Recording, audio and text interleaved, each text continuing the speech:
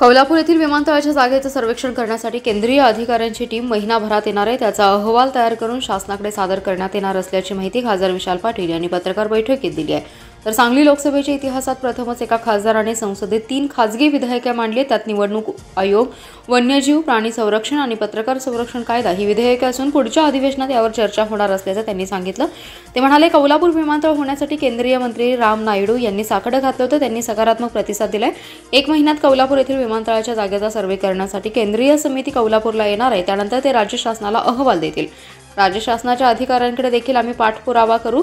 सध्या ही जागा 160 एकर असून एमआयडीसीने सर्व अतिक्रमण काढून घेतले। धावपट्टी 1100 मीटर आहे। नोटिसा दिलेल्या शेतकऱ्यांची जागा संपादन केल्यास 1600 मीटरची धावपट्टी होणार आहे। पण मोठी विमाने उड्डाण करण्यासाठी 1980 मीटर ते 2.5 किलोमीटरची धावपट्टी लागते।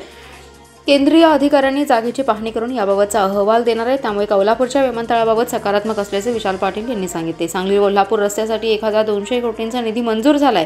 त्याची निविदा प्रक्रिया सुरू आहे। सांगलीत भूसंपादनाची तक्रार नाही। कोल्हापूरचा वाद दोन्ही खासदारांनी मिटवावा आणि रस्ता तातडीने होण्यासाठी प्रयत्न करावेत असं आवाहन त्यांनी यावेळी केलंय।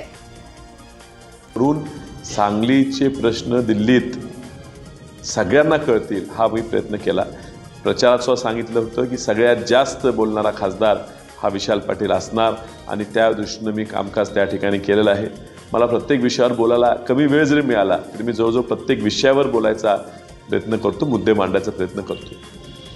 ह्या ठिकाणी काही महत्त्वाचे विषय, विमानतळाचा जो विषय आहे तो महत्त्वाचा विषय मार्गी लावण्यासाठी मी मंत्री राम नायडू केंजरापू यांची भेट घेतली। त्यांनी सुद्धा मला आश्वासन दिले की लवकरच कोल्हापूर एअरपोर्टचं फिजिबिलिटी स्टडीसाठी ते एक पथक सांगलीला पाठवतील। ते सुद्धा लवकर आपण अपेक्षित ठेवूयाच। त्याचबरोबरीनं एमआयडीसीच्या ताब्यात असलेल्या जागेवर जे अतिक्रमण होते ते एमआयडीसीच्या मागे लागून ते अतिक्रमणसुद्धा हटवून आज कोल्हापूर विमानतळ जागा ही पूर्णपणे अतिक्रमण मुक्त करण्यात आपल्याला यश आलेलं आहे। हे चांगलं पाऊल आहे। हे पाऊल असेच पडत राहिले तर लवकरच सांगलीत कमर्शियल विमानं उतरतील आणि उडतील। सांगलीकरांना ह्या भारतभरच नव्हे तर देश विदेशात जायला एक चांगली सुवर्ण संधी ह्या ठिकाणी उपलब्ध करून देण्यात आपल्याला लवकरच यश येईल।